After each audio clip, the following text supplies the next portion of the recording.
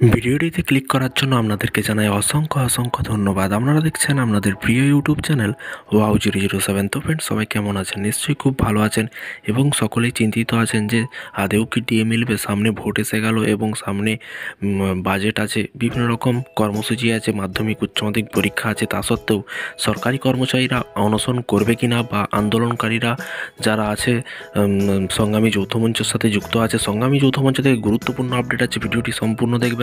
DA আন্দোলনকে নবান্নের দুয়ারে পৌঁছে দেওয়ার ভাবনা কিন্তু যৌথ মঞ্চের। এখানে কিন্তু বড় করে লেখাই আছে, দেখতেই পাচ্ছেন। এখানে বলা হয়েছে আজ থেকে অনির্দিষ্টকালের জন্য ধর্মঘটের ডাক দিয়েছিল ডিএ আন্দোলনকারীদের সংগঠন সংগ্রামী যৌথ মঞ্চ। তবে গতকাল একটি সাংবাদিক সম্মেলনে করে কিন্তু মঞ্চের নেতারা কিন্তু জানিয়ে দেন আপাতত ধর্মঘট করা হচ্ছে না, তবে কর্মসূচি প্রত্যাহার নয়, বরং তা পিছিয়ে দেওয়া হয়েছে। আসন্ন মাধ্যমিক উচ্চ মাধ্যমিক পরীক্ষার কথা ভেবেই কিন্তু এই কর্মসূচি পিছিয়ে দেওয়া হয়েছে বলে জানিয়েছে ডিএ আন্দোলনকারীরা। তারপরে কিন্তু এখানে বলা হয়েছে এই বিষয়ে সংগঠনের আহ্বায়ক ভাস্কর ঘোষ বলেন, আমাদের আগামী প্রজন্মের জন্য অন্তত গুরুত্বপূর্ণ এই মাধ্যমিক এবং উচ্চ মাধ্যমিক পরীক্ষা।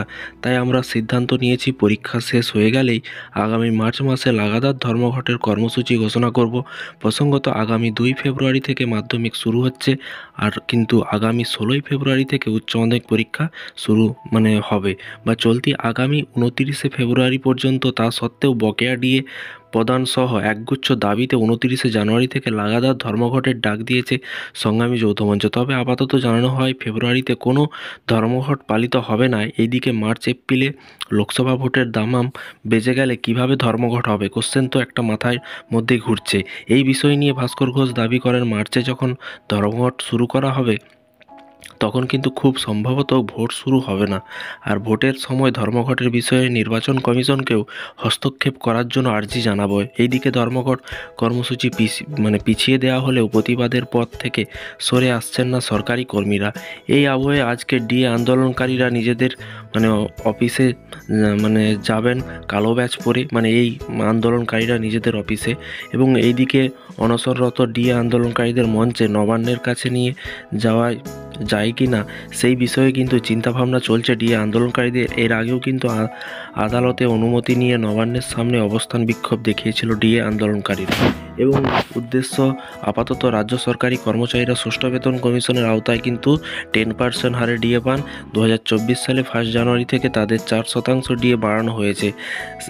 সেখানে কিন্তু সপ্তম বেতন কমিশনের আওতায় কেন্দ্রীয় সরকারি কর্মচারীরা 46% হারে ডিএ পান। জানুয়ারি থেকে তাদের 4% বাড়ানো হতে পারে বলে একাধিক রিপোর্টে জানানো হচ্ছে। এই আবহে কেন্দ্রীয় হারে ডিএর দাবিতে বিগত 1 বছরের বেশি সময় ধরে আন্দোলন চালিয়ে যাচ্ছেন রাজ্যের সরকারি কর্মচারীরা। এছাড়াও অস্থায়ী কর্মীদের স্থায়ীকরণ এবং রাজ্য সরকারের সমস্ত শূন্যপদ পূরণ করার দায়িত্বে সরব তারা। তো ফ্রেন্ডস, পুরো বিষয়টি বুঝতে পারলেন। এই ছিল আজকে একটি ছোট্ট আপডেট। এই ধরনের আপডেট পাওয়ার জন্য চ্যানেলটিকে সাবস্ক্রাইব করে পাশে থাকা বেল আইকনটিতে প্রেস করে রাখবেন। আপনাদের মতামত নিচে কমেন্ট করে জানাতে ভুলবেন না। ভালো থাকবেন, সুস্থ থাকবেন এবং নিজের খেয়াল রাখবেন। Thank you.